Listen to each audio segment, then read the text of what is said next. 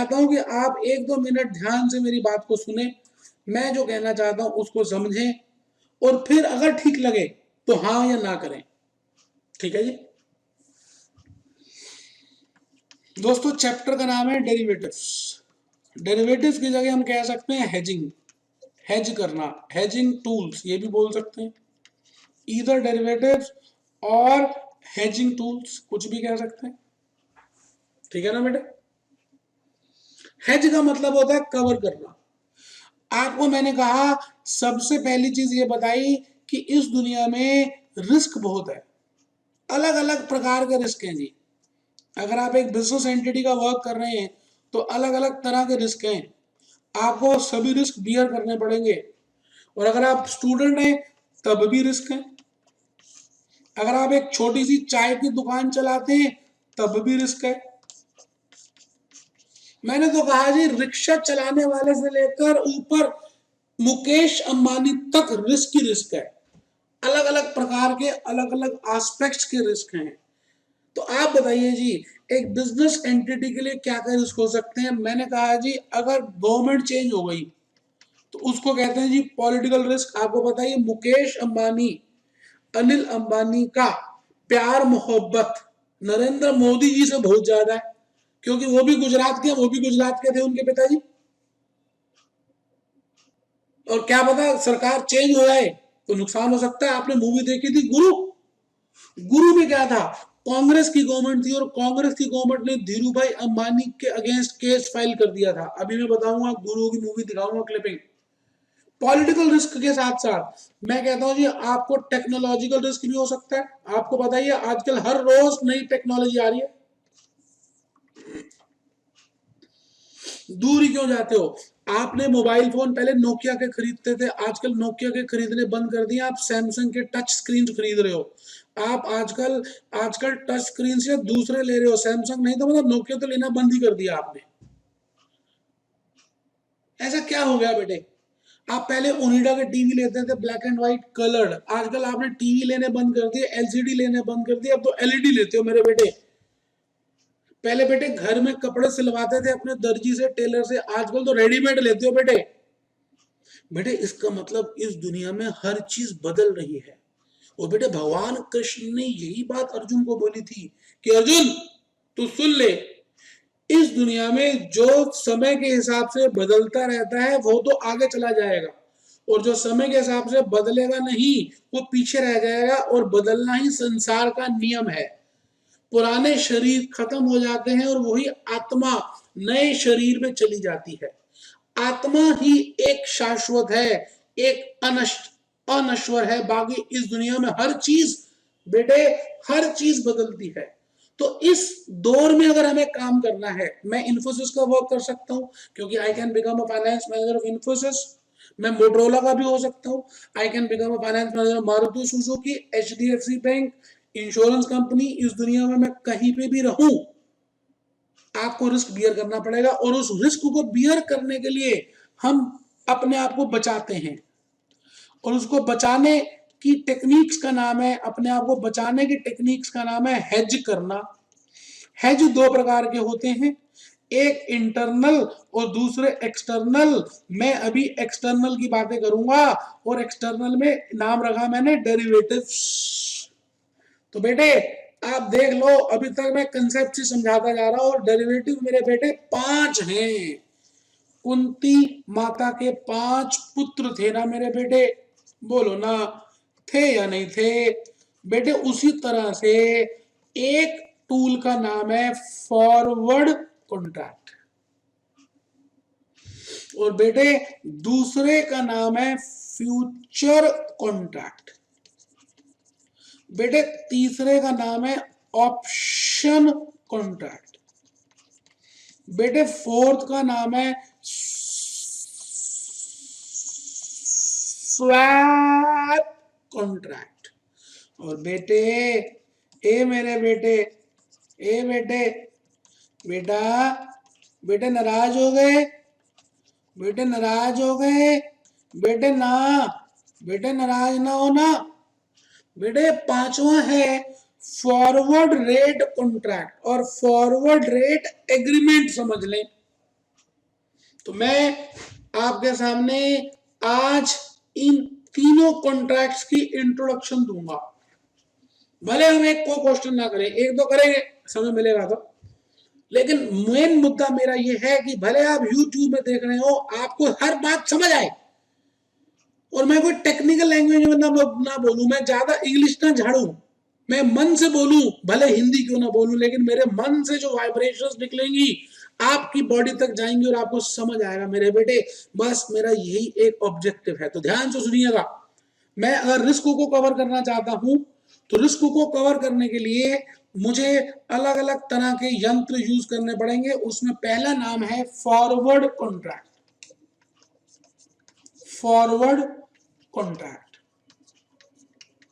अब मेरे बेटे फॉरवर्ड कॉन्ट्रैक्ट का मतलब क्या है? वायदा, ऐसा समझ लीजिए, वायदा। वायदा कारोबार, जैसे आप कभी न्यूज चैनल में देखते हैं वायदा कारोबार, बिजनेस चैनल्स देखने हैं, CNBC आवाज, NDTV प्रॉफिट, जी प्रॉफिट, वो चैनल्स को देखना शुरू करें। उन सभी चैनल्स में स्टॉक एक्सचेंज और डेरिवेटिव्स की बात होती है बेटे। फॉरवर्ड कॉन्ट्रैक्ट, फॉरवर्ड कॉन्ट्रैक्ट का मतलब ये है कि मान के चलते हैं एक कंपनी है इन्फोसिस, और इन्फोसिस की सारी सेल जो है यूनाइटेड स्टेट्स ऑफ अमेरिका से है या यूके से है। सॉफ्टवेयर बनाते हैं, अमेरिका बेच देते हैं, कस्टमाइज सॉफ्टवेयर बनाते हैं। अब आप ये बताइए, जब ये सॉफ्टवेयर बेचते होंगे तो जो यूएसए की कंपनी है इनको पेमेंट कैसे करती होगी? बेटे डॉलर्स में ही करती होगी। क्यों? क्योंकि उनकी करेंसी डॉलर्स की है। अब मान के चलते हैं कि इन्फोसिस को $1,00,000 1 जनवरी को मिलने थे, 2000 कुछ भी XX लिख लिया मैंने, 1 जनवरी को मिलने थे। जनवरी 1 को उन्होंने एक सॉफ्टवेयर बेचा और बिलिंग की $1,00,000 की, लेकिन कॉन्ट्रैक्ट के हिसाब से इनको जो पेमेंट मिलनी थी 6 महीने के बाद मिलनी थी, आफ्टर 6 मंथ्स। जून में जब 30 जून को पेमेंट हुई तो $1,00,000 की पेमेंट हुई, बिल्कुल ठीक है। लेकिन फेमा के हिसाब से मेरे बेटे, फेमा के हिसाब से ये डॉलर्स अपने घर में नहीं रख सकते, इनको RBI को जमा कराने पड़ेंगे। अब मैं आपसे ये कहता हूं, जब जनवरी 1 थी तो मेरे बेटे रेट मान रहे हैं 60 रुपए का था। मान रहा हूं ना बेटे, मानो ना, मानो ना, मानो ना। और बेटे जब जून थी तो $1 का रेट मेरे बेटे 50 रुपए हो गया। मैंने फिर मान लिया। कहते कुछ बातें माननी पड़ेंगी, मानो या ना मानो, फिर भी मानना पड़ेगा मेरे बेटे। अब आप ये बताइए, अगर इस दिन इनको पैसे मिल जाते तो 60 लाख रुपए मिलते, और 30 जून को पैसे मिले तो इनको 50 लाख रुपए ही मिले। दोनों केसेस में बेटे $1,00,000 ही मिले। लेकिन मुझे बताइए, 10 लाख रुपए का, 10 लाख रुपए का लॉस हो गया या नहीं हुआ? बताइए आप। बिल्कुल हुआ दोस्तों, 10 लाख रुपीस का लॉस हो गया। मैं कहता हूं इस लॉस को बचाने के लिए इन्फोसिस का जो फाइनेंस मैनेजर है वो क्या करता है, आज ही 1 जनवरी को ही,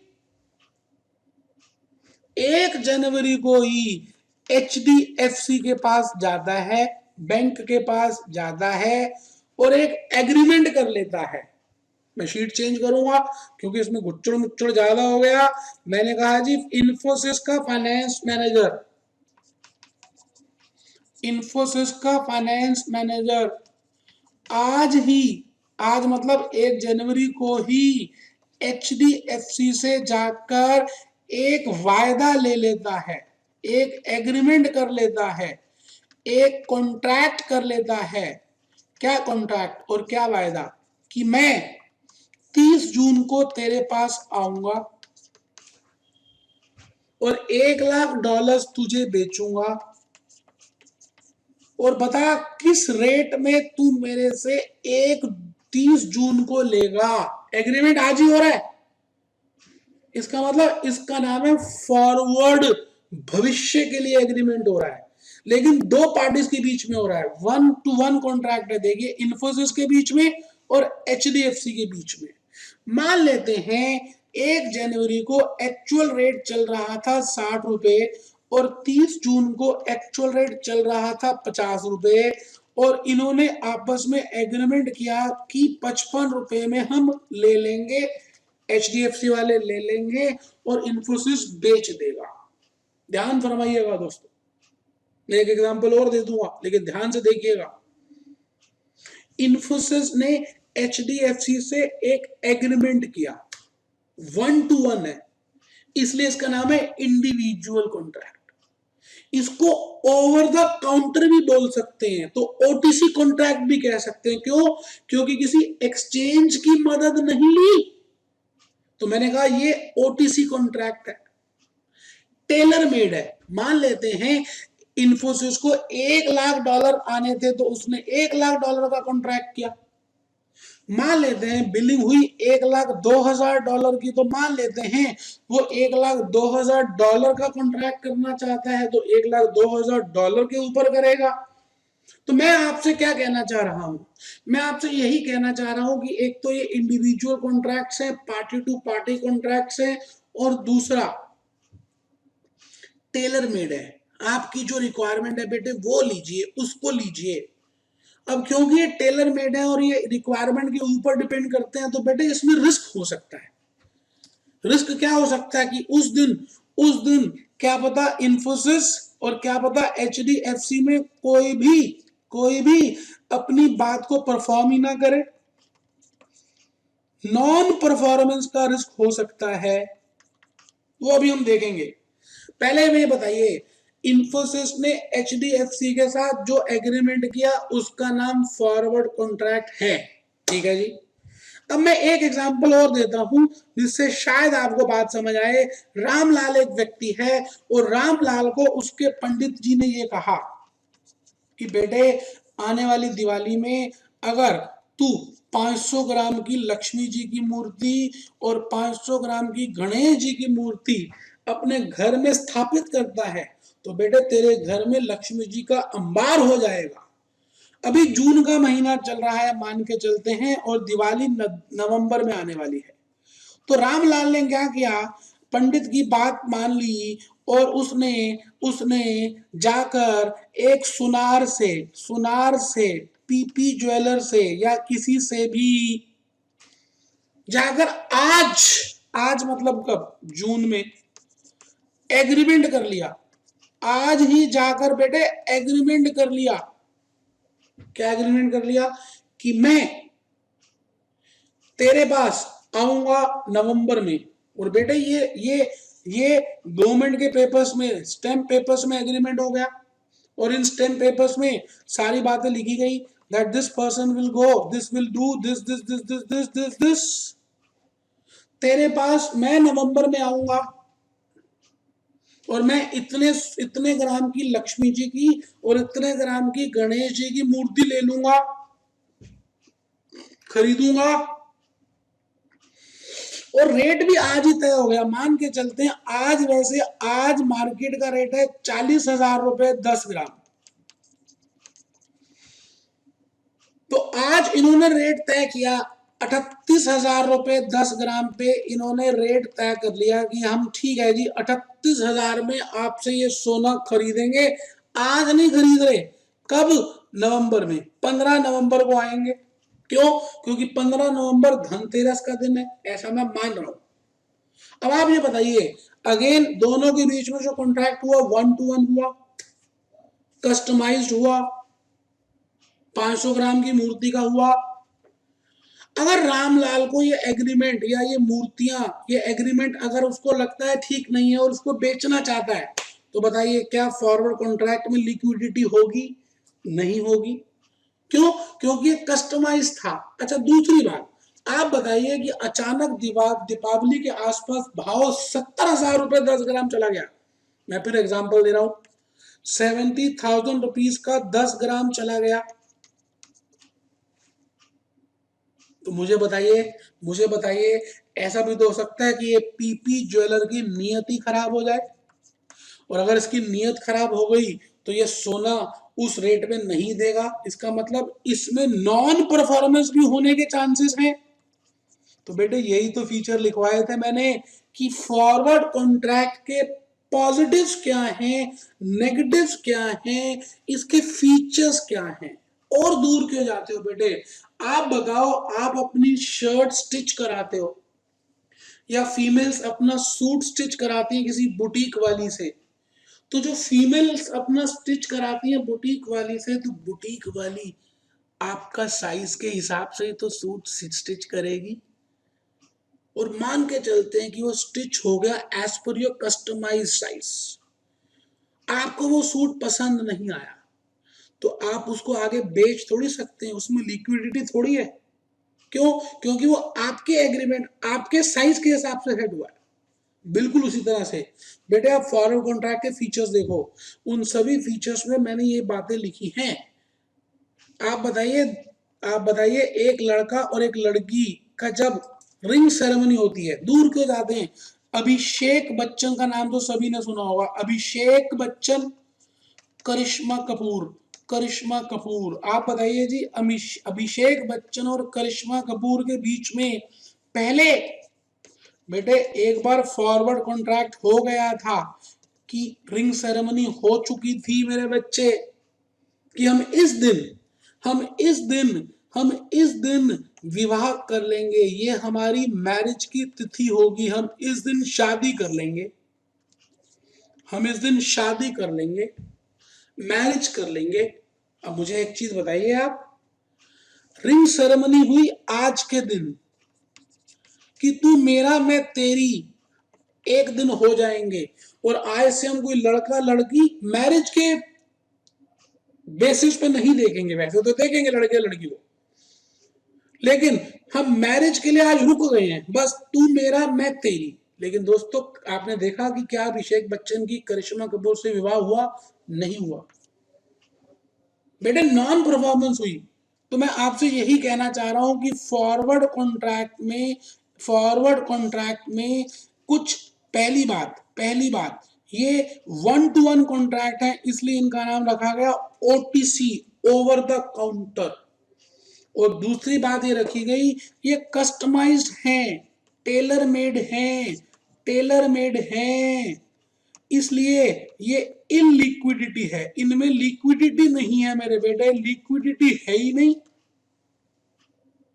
और बेटे बैड डेट्स होने की बड़े ज्यादा चांसेस हैं, नॉन परफॉर्मेंस हो सकती है, नियत किसी की भी खराब हो सकती है, ज्यादा से ज्यादा क्या होगा, दूसरी पार्टी केस ही फाइल कर देगी ना इंडियन कॉन्ट्रैक्ट एक्ट में, और क्या।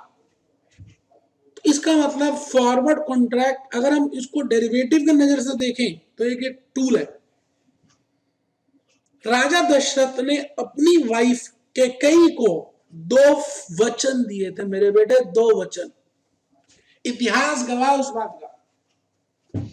युद्ध चल रहा था और राजा दशरथ के रथ का पहिए की जो कील होती है वो निकल गई थी, और कैकेयी माता ने, जो उनकी वाइफ थी उस जमाने में, अपनी उंगली उस पहिए के उस छेद में रख दी और कील का काम कराया, और उस वजह से उनका युद्ध वो जीत गए। राजा दशरथ ने खुश होकर अपनी वाइफ को कह दिया, जाके गई, मैं तुझे 2 फॉरवर्ड कॉन्ट्रैक्ट देता हूं, 2 वचन देता हूं, जब तू कहेगी, जो कहेगी मैं वो करूंगा, तू बस बटन दबाइयो। और इतिहास जानता है कि कैकेयी माता ने वो 2 बटन किस तरह से दबाए। तो बेटे वही बात है, फॉरवर्ड कॉन्ट्रैक्ट का मतलब है एक व्यक्ति दूसरे को वचन दे रहा है और उस वचनों के ऊपर काम चलेगा। बट आजकल के जमाने में वो वाली बातें रही नहीं, इंटीग्रिटी नहीं रही बेटे। पहले तो मुंह से जो निकाल देते थे करते थे, प्राण निकल जाए कर देते थे। बेटे आजकल चल रहा है कलयुग। कौन सा युग? कलयुग। बेटे कलयुग के अंदर एक बात मैं बता दूं, हम सोचते कुछ हैं, कहते कुछ हैं, करते कुछ हैं। इसका मतलब फॉरवर्ड कॉन्ट्रैक्ट हम दे तो देंगे, लेकिन हमें पता हम निभाएंगे नहीं। इसलिए एक नए कॉन्ट्रैक्ट का जन्म हुआ बेटे, उन कॉन्ट्रैक्ट्स का नाम है फ्यूचर कॉन्ट्रैक्ट्स। अब मैं आपसे यही कहना चाह रहा हूं, मैं आपसे यही कहना चाह रहा हूं कि एक होते हैं फॉरवर्ड कॉन्ट्रैक्ट्स, एक होते हैं फॉरवर्ड कॉन्ट्रैक्ट्स। फॉरवर्ड कॉन्ट्रैक्ट जो होते हैं किसी भी चीज के लिए हो सकते हैं, उसमें कोई भी एसेट हो सकता है मेरे बेटे, बात को समझने की कोशिश कीजिएगा। अभी मैंने एग्जांपल दिया सोने के लिए, तो उसका नाम रखेंगे गोल्ड फॉरवर्ड कॉन्ट्रैक्ट्स। आप फॉरेन करेंसी के लिए कर सकते हैं, मैंने इन्फोसिस का एग्जांपल दिया, फॉरेन करेंसी फॉरवर्ड कॉन्ट्रैक्ट्स। आप बेटे किसी के लिए भी कॉन्ट्रैक्ट कर सकते हैं, कहने का मतलब है अंडरलाइंग एसेट कोई भी हो सकता है, इसी तरह से फ्यूचर कॉन्ट्रैक्ट भी किसी के लिए हो सकता है।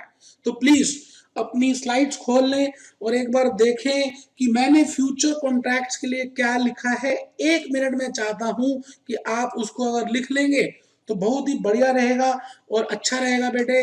कंसेप्ट नंबर 8 है बेटे, आप लिखना शुरू करें। Future contract, future contract, future contract मैं एक्सप्लेन कर दूंगा, आप टेंशन बिल्कुल मत लें। फ्यूचर कॉन्ट्रैक्ट में हम कुछ बातों को डिस्कस करेंगे, आप आराम से बस 8वां नंबर लिखिए, टेंशन मत लीजिए। टेंशन लेने का नहीं, टेंशन देने का मेरे बेटे। लिखिए, चलिए जी लिखिए। तो दोस्तों आप सभी ने वो स्लाइड लिख ली हो,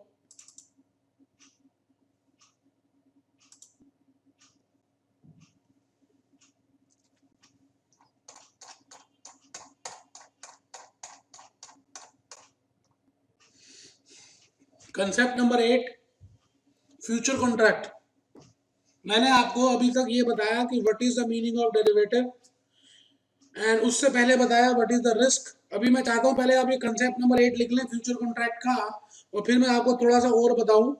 मुझे उम्मीद है कि आप ये लिख चुके होंगे, मैं 1 मिनट और दे रहा हूं।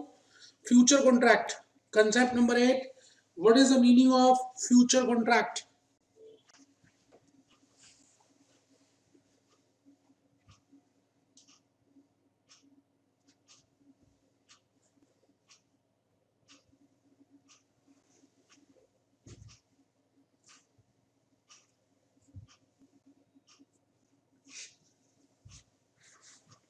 Future contract is defined as an agreement to buy or to sell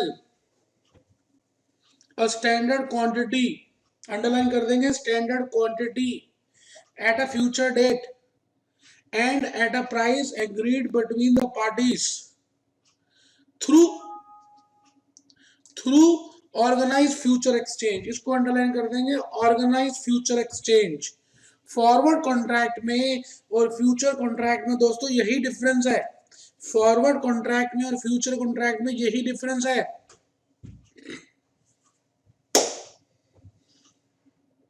example लिख लें, mister Ram entered into a future contract of 3 months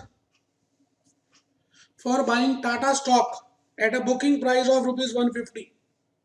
Mr. Ram entered into a future contract of 3 months for buying Tata stock at a booking price of 150. आप लिख लें, फिर मैं explain करूंगा।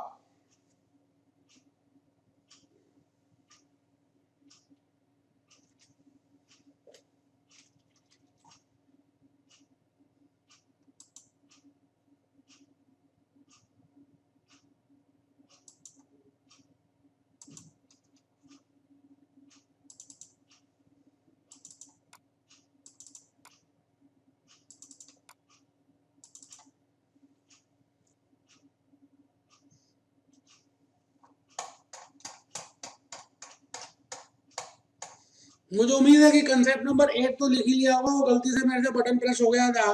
Concept number 8 अगर आपने लिख लिया हो, फ्यूचर कॉन्ट्रैक्ट ए और बी पॉइंट लिख लिए हो, तो थोड़ा सा आगे देख लीजिएगा।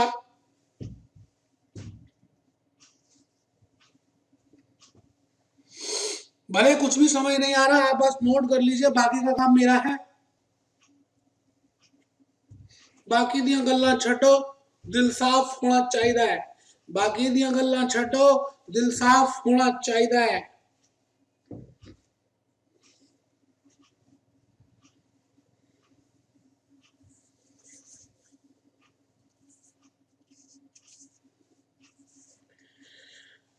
मैं मान रहा हूं कि आप इसको लिख रहे हैं और आप इसको जर्मन लैंग्वेज सोच रहे हैं। आप मानिए कि आप जर्मन लैंग्वेज लिख रहे हैं, ठीक है जी। अभी शुरू करते हैं। अब आप इसमें से एक दो बातें और लिख सकते हैं वैसे तो। कंसेप्ट नंबर 9 भी मैं अभी समझा नहीं रहा, आप एक बार छोटी सी चीज लिख लें। Points to be kept in mind, points to be kept in mind.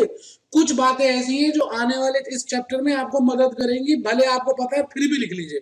मुझे पता है आपको पता है, आप बहुत समझदार हो, फिर भी लिख लीजिए मेरे कहने पे। 1 million is equal to 10 lakhs and 1 billion is equal to 1000 million and 1 trillion is equal to 1000 billion। ठीक है जी, इसका हम आगे यूज करेंगे, इसलिए मैं चाहता हूं आप लिख लें। एक बेसिक सी बातें हैं। इन इंडिया, इंडिया के अंदर Bombay stock exchange and national stock exchange maximum 3 month contract can be entered. 3 महीने का कॉन्ट्रैक्ट एंटर हो सकता है maximum. Maximum 3 month contract can be entered. भले ये डायरेक्टली नहीं पूछेंगे, लेकिन मैं बेटे प्रैक्टिकल भी आपको ट्रेडिंग करा के दिखाऊंगा। मैं आपको प्रैक्टिकल डेरिवेटिव भी ट्रेडिंग कराऊंगा बेटे। पोर्टफोलियो मैनेजमेंट के लेक्चर में मैं प्रैक्टिकल अपने अकाउंट से ट्रेडिंग करके दिखाता हूं। आपने अगर वो लेक्चर अटेंड किया तो देखा होगा बेटे, मैं अपने अकाउंट से आपको प्रैक्टिकली ट्रेनिंग करके दिखाऊंगा। ऑनलाइन सौदे करूंगा आपके सामने, तो आपको थोड़ा सा ज्ञान तो पता होना चाहिए, तभी तो वो सौदे मेरे समझ आएंगे आपको। थर्सडे को अंडरलाइन कर दीजिएगा, Thursday. All future contract of a particular month expires on last Thursday of that month. All future contract of a particular month expires on last Thursday of that month. Cash market and future market also depends upon demand and supply. मैं तो कहता हूं इस दुनिया में हर चीज demand और supply से रिलेट करती है, चाहे वो कंपनी सेक्रेटरी की पे स्केल क्यों ना हो। दोस्तों हर चीज डिमांड से और सप्लाई से रिलेट करती है। डिमांड और supply, demand and supply. Cash market and future market depends upon demand and supply. That is price is determined by market.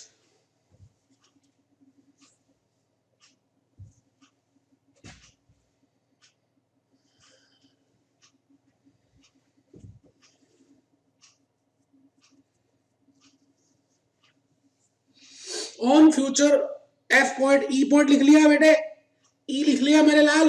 गुस्से मत होना बेटे, दुखी मत होना, मुंह छोटा मत करना।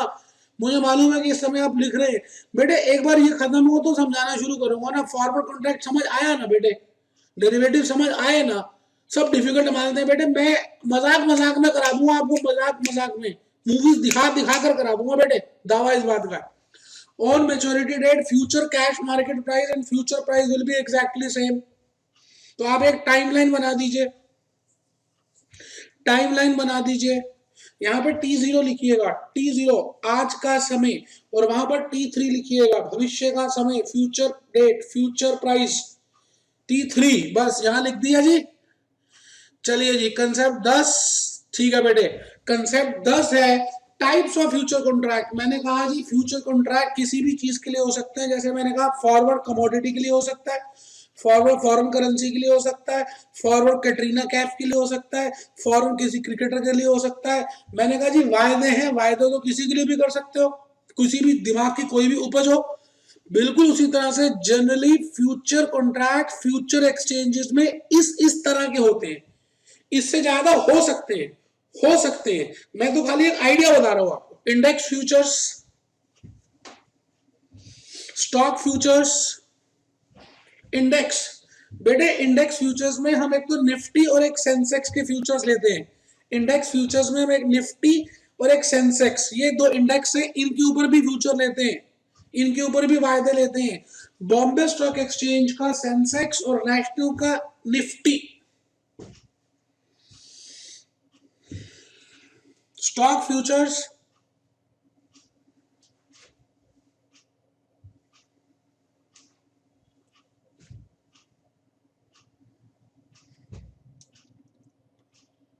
Currency futures, commodity futures. मैंने 4 लिखे हैं क्योंकि अब इसके आगे भी हो सकते हैं, लेकिन हम 4 को समझ लेंगे तो सब कुछ समझ आ जाएगा।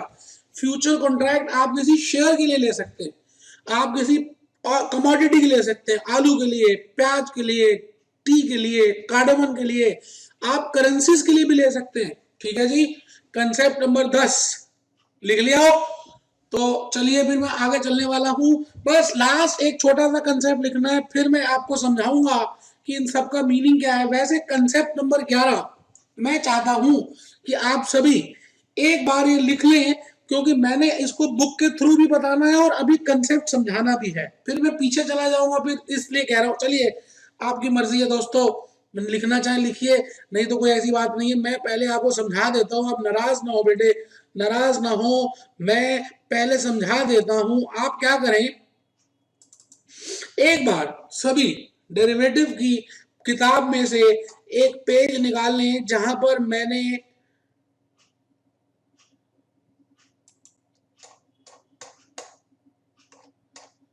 बेटे, आप अगर ध्यान से देखें तो मैंने बड़े दिल से ये कंसेप्ट्स लिखे हैं और इन कंसेप्ट्स के ऊपर मैंने क्वेश्चंस लिखे हैं, आंसर्स लिखे हैं, और बेटे इसके ऊपर बड़ी टिप्पणियां लिखी हैं। आपको इसके कोई नोट्स नहीं बनाने, क्वेश्चन और आंसर मैं दे रहा हूं आपको। Question number 1, explain the meaning and types of derivatives. Meaning and types of derivatives, meaning and types of derivatives. तो ये क्वेश्चन करना चाहिए मेरे हिसाब से तो बेटे,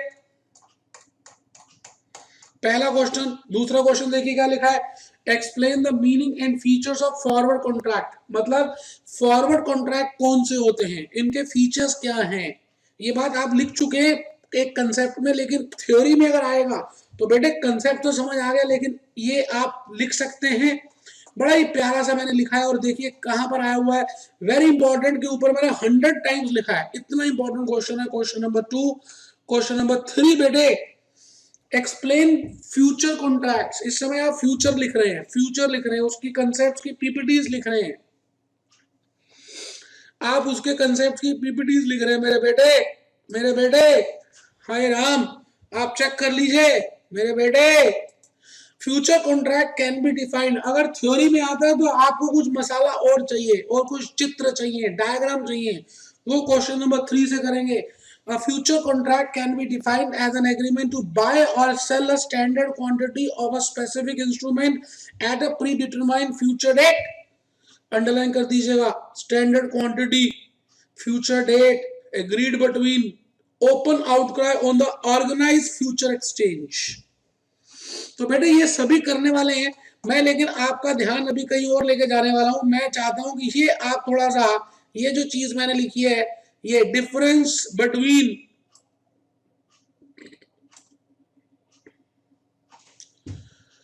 ये जो लिखा है बेटे, डिफरेंस बिटवीन, ये जो लिखा ना बेटे, difference between forward contract and future contract, ये बेटे, ये मेरे बेटे एक बार ये जरूर आपने देखना है, क्योंकि मैं इसी के लिए बताने जा रहा हूं। पेज नंबर 435 है बेटे आपकी बुक का। मैं चाहता हूं कि आप एक बार ये डिफरेंस की हेडिंग्स को पढ़ लें, स्टैंडर्डाइजेशन पढ़ लें, स्टैंडर्डाइजेशन के बाद मैंने लिक्विडिटी लिखा है उसको पढ़ लें। ये मैंने 5 डिफरेंसेस लिखे हैं, conclusion of contract, margin and profit and loss. बेटे कसम होगी अगर आपने ये 5 पॉइंट्स नहीं पढ़े, क्योंकि देखिए बेटे पहली क्लास है, फर्स्ट क्लास है मेरे बेटे। अगर पहली क्लास में आपको पूरे कंसेप्ट क्लियर नहीं हुए तो बेटे कसम है अगली क्लासों में फायदा नहीं होगा। और मैं पूरी जान लगा रहा हूं, मैं पूरी जान लगा रहा हूं कि आपको लगे कि ये फेस टू फेस से भी ज्यादा समझ आ गया है। क्यों? क्योंकि आप नहीं बोल पा रहे, मैं ही बोल रहा हूं ना बेटे, तो मुझे एक एक चीज सोचनी है कि आपके दिमाग में और क्या क्या आ सकता है। बेटे बेटे प्लीज, बेटे प्लीज पढ़ लो, एक बार रीडिंग दे दो। Difference between forward contracts and future contracts, difference between forward and future, standardisation पढ़िए बेटे, standardisation.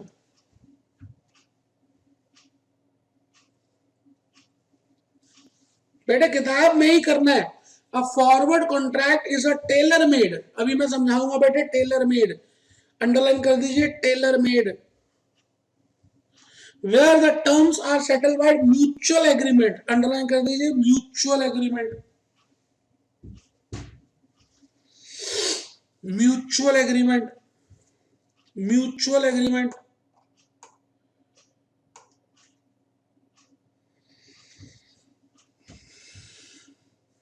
but future contract is standardized in regard to quality quantity of the asset. Underline कर दीजिए, standardized in regard to quality quantity of the asset, in regard to quality quantity of the asset.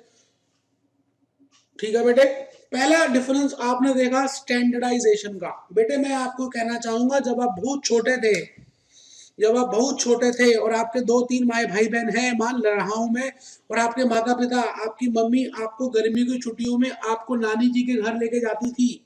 सोचिए, मैं अपनी बात बता रहा हूँ बेटे, जब मेरी मम्मी मेरे को और मेरे भाई बहनों को नानी के घर लेके जाती थी, मैं देहरादून में रहता हूँ, मेरी नानी देहरादून में रहती थी बेटे, वहां पर हम दिल्ली से देहरादून जब जाते थे तो मेरी मम्मी गर्मी की छुट्टियों में बहुत सारे कपड़ा ले जाती थी और वहां पर टेलर से दर्जी से हमारी शर्ट्स, भाई बहनों की शर्ट्स, पैंट वगैरह सब स्टिच करवा देती थी, क्योंकि वो आगे यूज आना था बेटा, क्योंकि वहां पे सस्ता जमाना था। मतलब देहरादून का रेट दिल्ली से तो बहुत कम होगा ना दर्जी का, तो उस जमाने में वहां से हम स्टिच कराते थे। लेकिन एक चीज बताइए, मैं अगर उस दर्जी से, टेलर से स्टिच करा रहा हूं तो मैं चाहता हूं मेरी शर्ट के कॉलर बड़े बड़े हों और मेरे कुछ पॉकेट्स आगे लगे हों, कुछ पॉकेट्स पीछे लगे हों, आगे पीछे चारों तरफ पॉकेट ही पॉकेट हो। तो बेटे मैं करा सकता हूं, बिल्कुल करा सकता हूं। मैं टेलर को बोलूंगा बेटे कि आप मेरे पॉकेट इस तरह से कर दीजिए, कॉलर ऐसे ऐसे कर दीजिए। तो इसको कहते हैं टेलर मेड। बेटे जो फॉरवर्ड कॉन्ट्रैक्ट होते हैं ना, जो फॉरवर्ड कॉन्ट्रैक्ट होते हैं बेटे, वो टेलर मेड ही होते हैं, कस्टमाइज होते हैं, आपकी मर्जी के हिसाब से होते हैं। अब आप ये बताइए, जब आपने वो शर्ट स्टिच करा दी और आपको पसंद नहीं आई, उसमें बड़े सारी पॉकेट्स भी लगवा दी, अपने हिसाब से आपने क्लॉथ परचेज किया, अब आप उसको अगर किसी को दूसरे को बेचना चाहें, अपने दूसरे दोस्त को देना चाहें, वो नहीं लेगा। क्यों? क्योंकि वो जो शर्ट है वो आपके साइज के हिसाब से स्टिच हुई है बेटा, उसमें आपने अपने कस्टमाइज के हिसाब से पॉकेट्स लगाई है बेटे। तो कहने का मतलब एक है कि फॉरवर्ड कॉन्ट्रैक्ट जो है वो 1-to-1 कॉन्ट्रैक्ट है, टेलर मेड है, लिक्विडिटी नहीं होती, इतनी ज्यादा लिक्विडिटी नहीं होती। बट फ्यूचर कॉन्ट्रैक्ट की बात करें तो बेटे, फ्यूचर कॉन्ट्रैक्ट में आज की डेट में जब आप कंपनी सेक्रेटरी बन जाएंगे ना, और जब पहली बार सैलरी मिलेगी ना, और जब आप पहली बार सैलरी को खर्च करेंगे ना, और आप किसी वैन हुसैन की शॉप में जाएंगे ना, और वहां से शर्ट परचेज करना चाहेंगे ना, एक शर्ट मान के चलते 1,000 रुपए की होगी बेटे। वो आप जब जैसी वैन हुसैन के शोरूम में घुसेंगे, एक गॉर्जियस लुकिंग मैडम वहां पर बैठी होंगी, आपसे आपका साइज पूछेंगी, आप अपना साइज बताएंगे, मैडम कहेंगी ये रहा कबर्ड, इस साइज की ये लगी हुई है, आप देख लो जो लेनी है। बेटे वो जो शर्ट होती है उसमें स्टैंडर्ड साइज होता है, स्टैंडर्ड क्वालिटी होती है, स्टैंडर्ड डिजाइन होता है, स्टैंडर्ड प्राइस होता है, हर चीज फिक्स्ड होती है बेटे। आप अपनी मर्जी से वहां पॉकेट्स ऊपर नीचे नहीं लगवा सकते, जो है बस वो यही है, जो डिजाइन है वो यही है, standard quantity, standard quality, standard price, हर चीज स्टैंडर्ड होती है मेरे बेटे, हर चीज स्टैंडर्ड होती है। तो मैं आपसे यही कहना चाह रहा हूं, फ्यूचर कॉन्ट्रैक्ट्स जो है फ्यूचर एक्सचेंज के थ्रू सेल और परचेज होते हैं। फ्यूचर कॉन्ट्रैक्ट्स फ्यूचर एक्सचेंज के थ्रू सेल और परचेज होते हैं। स्टैंडर्ड प्राइस होगा बेटे, स्टैंडर्ड प्राइस कैसे डिटरमाइन होगा बेटे, डिमांड सप्लाई से होगा, स्टैंडर्ड क्वांटिटी होगी, स्टैंडर्ड क्वालिटी होगी। जैसे दूर क्यों जाते हैं, अगर आपको चीनी खरीदनी हो तो चीनी तो आप अपने घर के पास के बनिए से भी खरीद सकते हैं, बनिए की दुकान से खरीद सकते हैं। उसके पास चीनी अलग अलग तरह की होगी, आप जितनी चाहिए उतनी मिलेगी। लेकिन आप अगर चीनी बिग बाजार से खरीदें तो बिग बाजार में मान के चलते हैं 5 किलो की पैकिंग है मवाना शुगर की। अब आप बिग बाजार से अगर चीनी खरीदना चाहें तो वो कहेंगे जी हम तो मवाना शुगर की बेचते हैं, बस 5 किलो की पैकिंग है, लेनी है तो लो, नहीं तो मत लो, खोल के नहीं देंगे। आप बताइए, बिग बाजार एक फ्यूचर कॉन्ट्रैक्ट जैसे मान लेते हैं, क्योंकि उसकी quantity fixed, quality fixed, price fixed. और अगर मैं यहां पे बात करूं, इधर इधर किधर इधर बात करूं, बनिए की दुकान से जो चीनी ली वो एक फॉरवर्ड कॉन्ट्रैक्ट हो गया। तो दोस्तों इसी तरह से पहला डिफरेंस अगर आप देखें तो स्टैंडर्डाइजेशन का है फॉरवर्ड में और फ्यूचर में, और वहीं से कंसेप्ट आता है लिक्विडिटी का। तो जरा देखिए जी, लिक्विडिटी में भी मैंने कुछ बातें लिखी है, लिक्विडिटी में भी कुछ बातें लिखी है।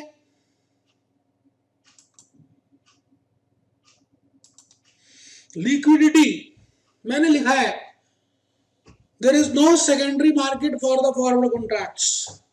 फॉरवर्ड कॉन्ट्रैक्ट्स में कोई सेकेंडरी मार्केट नहीं होती, क्योंकि वो कस्टमाइज होते हैं और 1 to 1 होते हैं। But future contracts are traded in organised exchange. Future contracts जो है बेटे ऑर्गेनाइज्ड एक्सचेंज में होते हैं, इसलिए future contracts are usually much more liquid. तो अंडरलाइन कर दीजिए लिक्विड।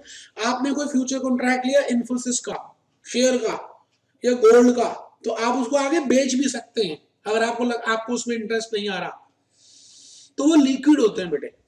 ठीक है जी, तो पहला डिफरेंस सबको समझ आ गया क्या? स्टैंडर्डाइजेशन। सब बोलेंगे मेरे साथ, पहला डिफरेंस स्टैंडर्डाइजेशन। माना कि आप दूर है, लेकिन आपको कसम है बेटे, मेहनत कर रहा हूं ना, चाहता हूं कि आपको समझ आए। स्टैंडर्डाइजेशन। दूसरा डिफरेंस क्या है? Liquidity, liquidity. और तीसरा डिफरेंस क्या है?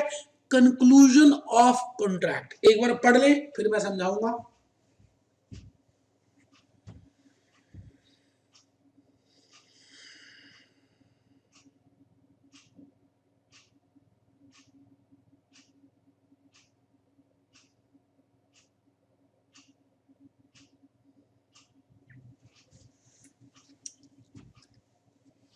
इसमें जब आप पढ़ रहे हैं ना मेरे बेटे, तो कुछ वर्ड्स आपको बहुत अच्छे लग रहे हैं, आप उसको प्लीज अंडरलाइन करें या मार्कर से हाईलाइट करें। मैंने पहली क्लास में बताया था कि आप हाईलाइटर खरीदें, येलो और ऑरेंज कलर के बेटे, उनको हाईलाइट करना बहुत जरूरी है।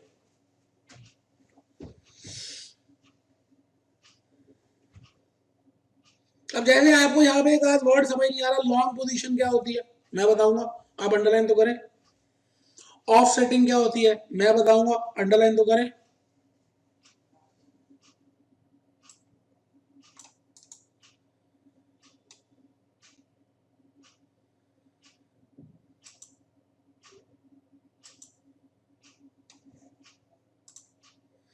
ये बेटे लॉन्ग पोजीशन में मैंने एक नोट डाला, स्टिकी नोट, ये offset,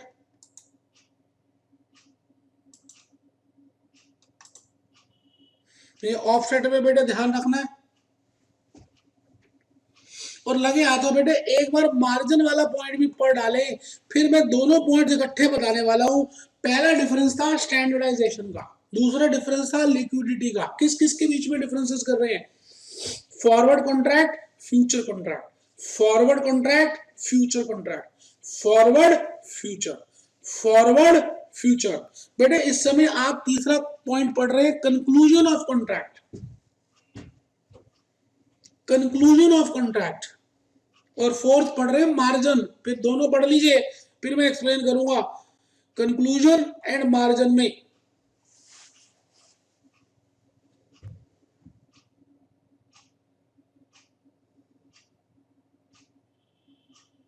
clearing house margin, initial margin और ओरिजिनल मार्जिन को हाईलाइट कर दीजिए। इनिशियल मार्जिन,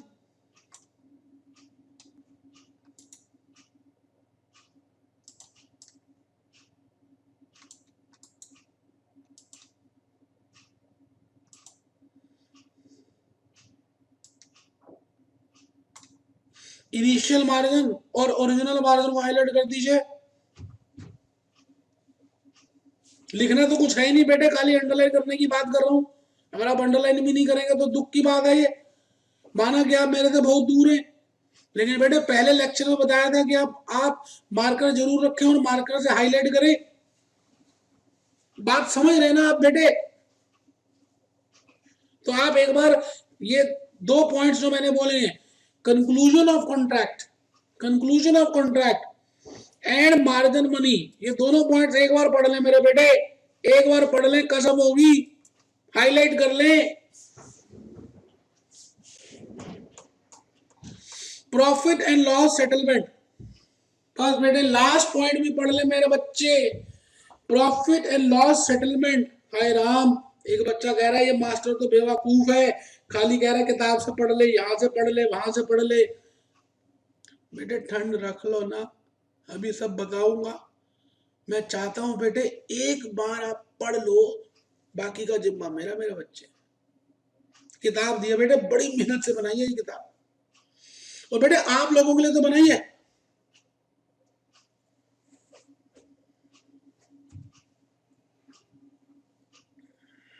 तो मुझे उम्मीद है कि आप सब पढ़ चुके होंगे। अब मैं आ रहा हूँ जी डिफरेंस, मैं थोड़ा सा समझाना चाह रहा हूँ, आप ध्यान से अब मेरी बातों को सुनेंगे और फिर आपको बहुत कुछ समझ आने वाला है। इस दुनिया में काम कैसे हो रहा है ये पता चलेगा। आइए, मेहरबान कदरदान, आइए मेहरबान कदरदान, आइए मेरे दोस्त।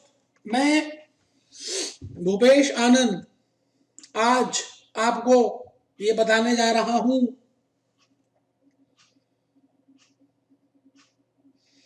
कि इस दुनिया में जब रिस्क हुआ, रिस्क से डेरिवेटिव्स का जन्म हुआ, लोग हेजिंग करने लगे, तो मैं तो कहूंगा रिस्क को हेज करने के लिए डेरिवेटिव का जन्म हुआ। डेरिवेटिव अलग अलग प्रकार के हुए। मैं इस समय दो डेरिवेटिव की बातें कर रहा हूं, एक फॉरवर्ड कॉन्ट्रैक्ट की बातें कर रहा हूं और दूसरी फ्यूचर कॉन्ट्रैक्ट की बातें कर रहा हूं। एक फॉरवर्ड कॉन्ट्रैक्ट और दूसरा फ्यूचर कॉन्ट्रैक्ट। मैंने ये कहा जब दुनिया बनी थी तो उस समय कोई एक्सचेंज थोड़ी था, उस समय कोई एक्सचेंज थोड़ी था, उस समय तो वचनों की बात होती थी। मान लेते हैं ये एक्स एक्सिस है और मैंने यहां पर सतयुग रखा, फिर त्रेता युग आया, फिर द्वापर युग आया, और बेटे मैं मान रहा हूं कि हम सब यहां पर कलयुग की बातें कर रहे हैं। बेटे यहां पर भी और यहां तक भी लोगों में वचनों की कहानी थी। वचन बहुत देते थे लोग, और बेटे जो वचन देते थे मानते थे। यहां तक कोई भी एक्सचेंज नहीं हुआ करती थी द्वापर युग तक बेटे, इसलिए यहां तक जो चलते थे उनका नाम है मेरे बेटे फॉरवर्ड कॉन्ट्रैक्ट्स। यहां पे मैं लिख दूं फॉरवर्ड कॉन्ट्रैक्ट वाई एक्सिस में and future contracts, forward and future contracts. लेकिन बेटे कलयुग घनघोर